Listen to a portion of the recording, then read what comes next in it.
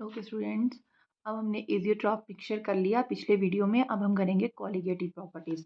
What are colligative properties? The properties for of a solution की ये property है जिसमें आपका जो आपकी प्रॉपर्टीज डिपेंड करती हैं सॉल्यूशन की किसके ऊपर? नंबर ऑफ सोल्यूट पार्टिकल्स की। उसके अंदर सोल्यूट के पार्टिकल्स कितने हैं, ये टर्म बहुत इंपॉर्टेंट है। Number of solute particle which is present in a solution उस पर डिपेंड करती है। तो उस प्रॉपर्टी को बोलते हैं हम कॉलिगेटिव प्रॉपर्टी। इसमें नेचर ऑफ सोल्यूट से कोई लेना देना नहीं होता कि नेचर ऑफ सोल्यूट कैसा है। इज इट आपका जैसा भी सोल्यूट हो उसके पार्टिकल्स कितने वो हो रहे हैं, कितने पार्टिकल्स हैं आपके सॉल्यूशन के बीच में, उस पर डिपेंड करता है। सिंपल सी बात है, property of solution which depend upon the number of solute particle in the solution. ठीक है, तो this is known as colligative properties. अब 4 इंपॉर्टेंट कॉलिगेटिव प्रॉपर्टीज हैं: relative lowering in vapor pressure, elevation in boiling point, depression in freezing point and osmotic pressure. relative lowering in vapor pressure मतलब vapor pressure लो होना, ठीक है। Not the simple vapour pressure, that is not a colligative property. relative lowering in मतलब कितना lower हो रहा है vapour pressure, that is the colligative property. उसके बाद है elevation in boiling point, boiling point का एलिवेट होना उसे बोलते हैं हम colligative property. Depression in freezing point का कम होना, that is a colligative property. Osmotic pressure वो एक कॉलिगेटिव प्रॉपर्टी है। Okay, these are the 4 colligative property. Now we'll study the relative lowering in vapour pressure. अब हमें पता है कि सोल्यूट जब भी हम ऐड करेंगे, कोई भी नॉन वॉलेटाइल, कोई भी आपका नॉन वॉलेटाइल सोल्यूट जब भी हम सॉल्वेंट में ऐड करते हैं, then what will happen? Vapour pressure क्या हो जाता है उसका? लोअर हो जाता है। वेपर प्रेशर लोअर हो जाता है। अब ये कितनी अमाउंट में लोअर होगा, that will study in relative lowering in vapour pressure. क्या इम्पैक्ट डाल रहा है? Then we know that in pure form P A is to P naught A X A होगा, क्योंकि नॉन वॉलेटाइल का वेपर प्रेशर क्या होता है? 0 होता है। तो लोअरिंग इन वेपर प्रेशर कितना होगा? Change in vapour pressure, this is delta P A which is change in vapour pressure P naught ए, मतलब प्योर कंपोनेंट का वेपर प्रेशर कितना है और सॉल्यूशन का वेपर प्रेशर कितना है, उसको जब माइनस कर देंगे हम तो हमें चेंज इन वेपर प्रेशर मिल जाएगा। ठीक है, तो P naught A minus P naught A X A is the vapour pressure और of the pure solution. Now P naught A is common ले लिया, देन 1 माइनस एक्स ए हो गया यहाँ पे, then 1 minus X A which is equal to, और 1 minus X A is X B, we know that. तो delta P A क्या आ जाएगा? P naught A X B आ जाएगा। इसके बराबर कर दिया ना हमने उसकी वैल्यू में पुट करके, तो यहाँ पे change in vapour pressure P naught A is equal to X B, then यहाँ पे हम वैल्यूज पुट कर देंगे, that is change in vapour pressure P naught A minus P A, ये इसकी वैल्यू हमने यहाँ पे पुट कर दी, then P naught A which is equal to X B.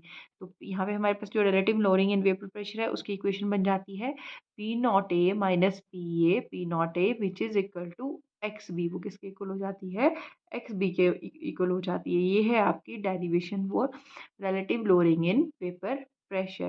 Thus, the relative lowering in vapor pressure of an ideal solution containing non-volatile solute is equal to the mole fraction of the solute at a given temperature. ठीक है, solute के लिए है at a given temperature, ये जो हमारी derivation है।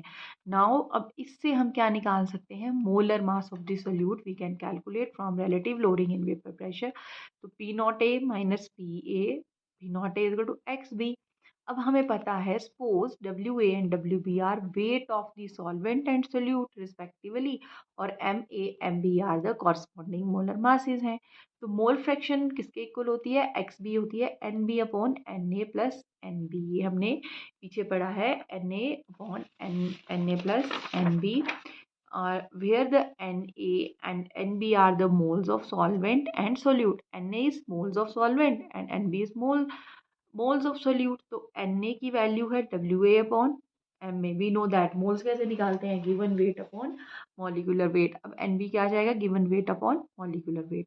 तो therefore X B is equal to W B upon M B which is divided by W A upon M A plus W B upon M B. हमने यहाँ पे इसकी value put कर दी ना, ये देखो यहाँ पे हमने W B upon M B, W A upon M A, W B upon M B put कर दिया। यहाँ पे हमने डिफरेंट वैल्यूज पुट कर दी। तो जब हमारे पास ये वैल्यूज हमने पुट की तो एक्स बी हमारे इसके इक्वल आ जाएगा।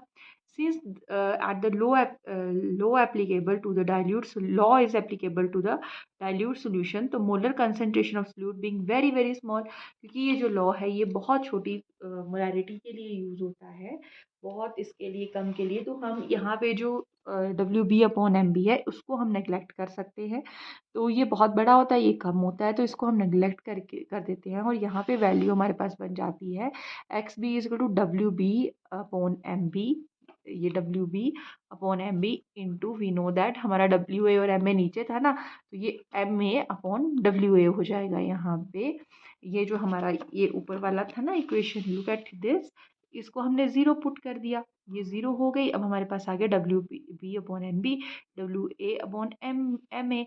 अब हम जब इसको ऊपर लेके जाएंगे तो ये इंटू हो जाएगा और इंटू होने से एम ए ऊपर चला जाएगा और डब्ल्यू ए नीचे आ जाएगा, जो हमने यहाँ पे क्लियर कट लिखा हुआ है। Then substituting the value of X B in a relative lowering in vapour pressure we get, जो हमने पीछे इक्वेशन करी थी वहाँ पे हम एक्स बी की वैल्यू पुट कर देंगे। Then P naught A minus P naught A which is equal to W B into M A, W A into M E. तो हमारे पास एम बी इक्वेशन बन जाएगी W B into M A and W A into, ये हमने डाल दिया P naught A minus P A and P naught A. ये हमारे पास बन जाएगा molar mass of the solute we can calculate from relative lowering in vapour pressure. ये उसकी डेरिवेशन भी है पूरी की पूरी, और ये हम एम बी कैसे इससे कैलकुलेट कर सकते हैं उसकी पूरी की पूरी एक्सप्लेनेशन है। Okay, thank you.